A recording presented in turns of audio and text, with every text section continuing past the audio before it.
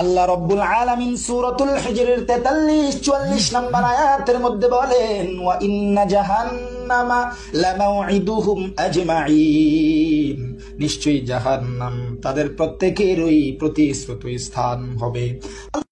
এ বন্ধু, হাফিজুরের দালালি ছাড়ো।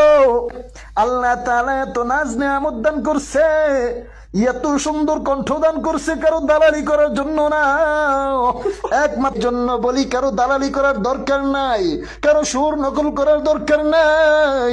আল্লাহ তোমার যে সুর দিছে ওই সুরটা নিয়ে সন্তুষ্ট থাকো। এরে তুই যে আমারে নসিহত করলি, তোর গলায় তো হাফিজুরের আওয়াজ শোনা যায়। তুইও তো হাফিজুরের দালালি কইরা কইরা আরেকজন রে নসিহত দেস না, না আরেকজনের দালালি কইরা কইরা অন্য জন রে নসিহত দিস না। ভালো হয়ে যাও।